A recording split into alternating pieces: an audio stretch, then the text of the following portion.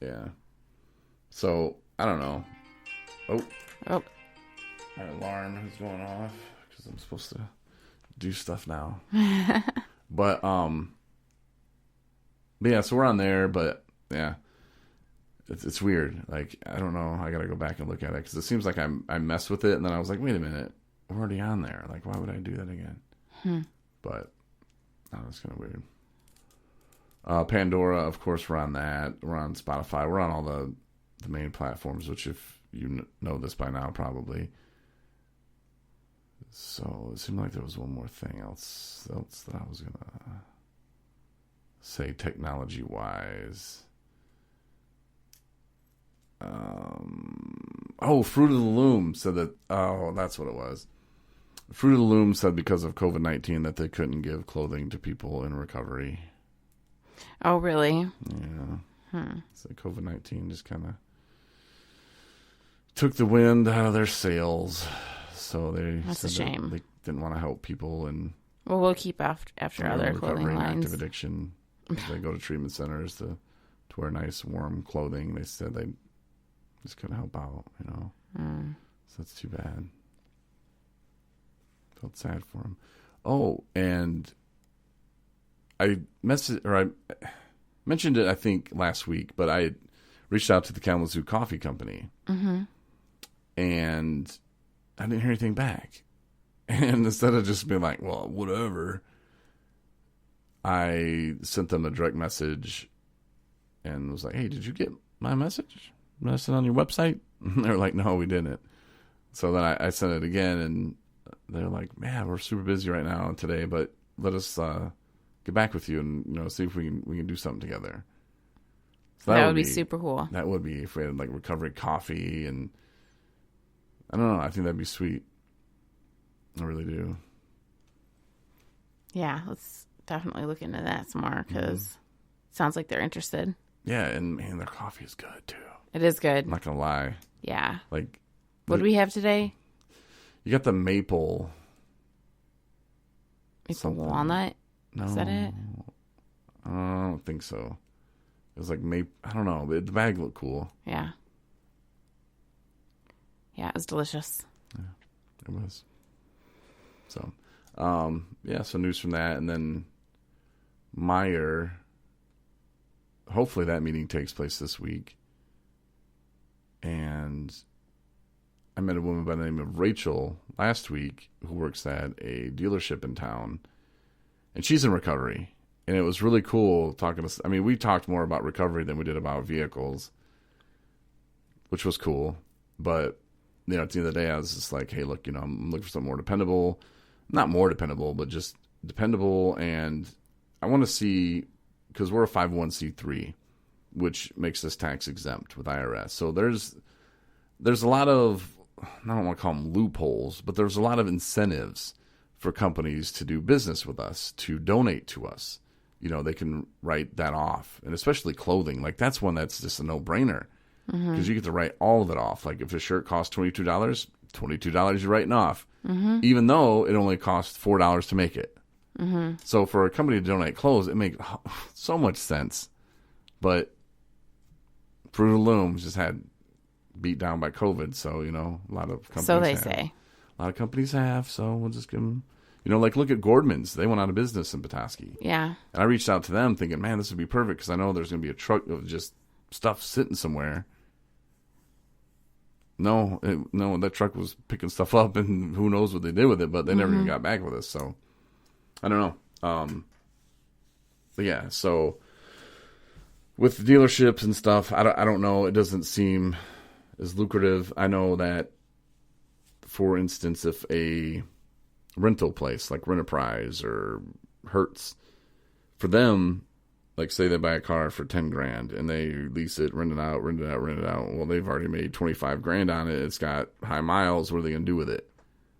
Then it makes sense for them to donate it because they get whatever percent off and whatever. So like, then it makes sense. But for a dealership who bought a car at auction for $8,000, they're trying to sell it for $11,000. Or for them to donate that and only get $3,000 that they can write off, why would they do that? It'd be better for them just to give us the money, you know? Yeah. So I get it, some of it, but it still seems like there's some kind of way. But Rachel was funny. She was like, yeah, we need to go do a GoFundMe. You know, we can set you guys up with this and that. And, you know, and we can do like a whole campaign. I'm like, okay. At least yeah. you got the support from them, sounds like. Yeah. You know, starting something. Oh, for sure. That's good. You know, and I think that could be a good relationship like that, you know, and heck, why wouldn't they want it? You know, if, you know, we do have a pretty big following. I'm not going to be all conceited or anything, but we do. And, you know, if people gave and the word got around that, hey, this is what they're doing, then we need 2 cars so that we can have 3 drivers. Well, we already have 2 cars, but if we can have a couple more so we can have more drivers, we will be able to expand our territory with, you know, not our territory, but, you know, part of Michigan. Like right now is mainly northern, but we go to Kalamazoo and Southwest Michigan, to Richmond, over by Detroit. You know, I kind of go wherever, but we'd be able to do it more often and help people get to treatment, get home from treatment. Yeah. Yeah. So I think once that kind of stuff got out there, and, you know, there are grants out there. We're a newly 501c3, so a lot of people look at us and go, oh, you're too new for a grant. Yeah, and see, that's the thing, though, is these grants that we're been applying to, they want to see numbers of what it is that where the need is that hasn't been met. But at least now, since we've started to get things rolling, you know, and you've had trips and you've gotten people to where they needed to be, you know, to get to treatment and to get from treatment to sober living and what have you, from jail to treatment, from, you know, whatever the situation is. So we actually have started to keep a log of all these places, all these rides that we've been able to give. And, you know, so the need's there, you know, Yeah. and leaving treatment, and the more and more that I think about it, one time I was at Pine Rest and they were just like, all right, go. Like, well, how am I going to get home? You can catch the bus. Okay, well, where's the bus stop? Well, you're going to go ahead and walk about 4 blocks that way and then 7 blocks that way. And I'm like, wait a minute, I'm in here because I said I was going to kill myself. And you just want me to just, so 4 days later, I'm fixed. And I can just walk wherever I want, like in the middle of traffic even. Like, I mean, I don't know. It seemed real, very sketchy, unsafe. And it's like when you're in Pine Rest, it was great. You know, they really care about you. But then, like, once you're gone or once, all right, bye, leave, man. yeah. It's like, poof. And a lot of treatment centers are like that, you Yeah, know? I know. And I don't know if it's really their fault or if it's just, hey, that's the name of the game. You know, you got here, now get home. The care they give you inside is great. But then when it comes, there's a huge part missing there, you know, to just, hey, here's a bus ticket. You know, you get to Grand Rapids and you realize, wow, I'm in Kitty Candy Store and I have 3 hours on my own since I left treatment.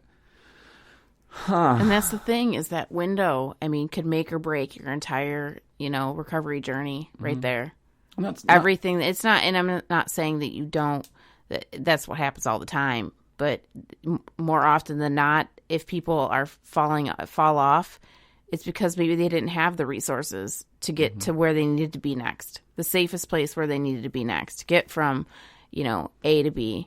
And it's a littlest thing, but it's the biggest thing. And if you're looking at it like, oh, well, my tax dollars or whatever, people like to throw their tax dollars. My tax dollars aren't going to pay, you know, people.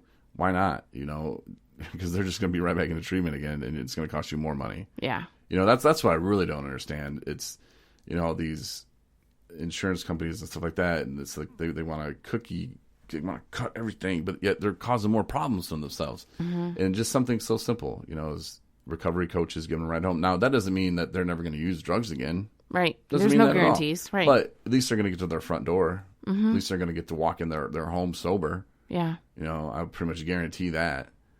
So, you know, that is huge. And just the thought of failing at a bus stop, you know, a good friend of mine did that. And just the thought of it, like, what a beatdown. Like, talk about the remorse for that. Like, I couldn't even make it 3 hours, you know. Now, the first time I'm tempted, jump right back on it, you know. But my opinion, they shouldn't have been tempted. You know, if you're in treatment, you should be taken there. And I think it makes people feel like safe it makes them feel a little bit more important. Like, hey, they got a ride just for me. Like, that's badass. And everybody I've taken has just been like, my God, thank you so much. And so grateful. And, you know, like I said, doesn't mean they're going to never use drugs again. No. But we have great conversations, you know, and they're about recovery, about life. Just. Yeah. And the thing is, too, is that we work so hard on these aftercare plans while we're there, like what you're going to do when you leave there. You know, kind of always, we talk about plans all the time on the podcast, but in general, is that, you know, if you have even that piece set up too while you're doing it, like, you're going to feel better about it. You're going to feel more confident.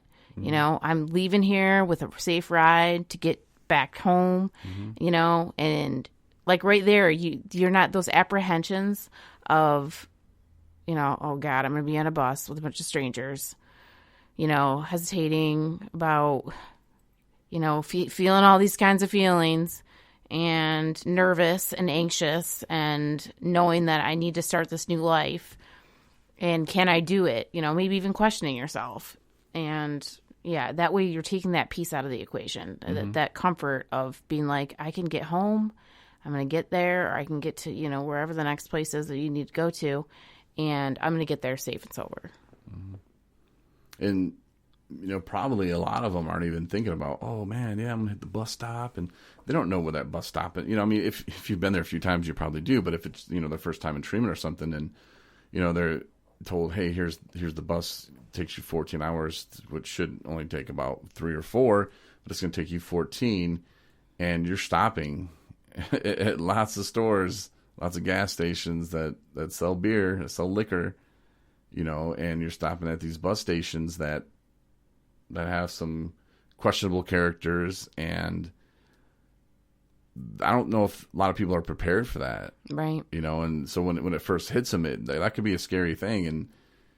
And when they're just borderline trying to pull it together as it is, it's like, yeah, you know, just taking that out of the equation, I think is just the safe way to go. And I think people will understand that, you know, we're kind of getting the word out, and it makes sense, you know, and the people that, you know, have supported us, NMRE, Addiction Treatment Services here in Traverse City, Skywood Recovery, Central Wellness Network, FAN, Families Against Narcotics, Munson Health. I mean, those people, they get it, and they understand, like, hey, this is a huge, huge thing, and everybody's just so appreciative. You know, even the school here, you know, like, it was just, yeah, it's just good. And, you know, every ride, it's like, I'm not even sure how many people that it's affecting. I know I'm giving that person a ride, but I think about all the other people around that person that got him to that point, that person wouldn't have made it to the next point without 217 recovery. Right.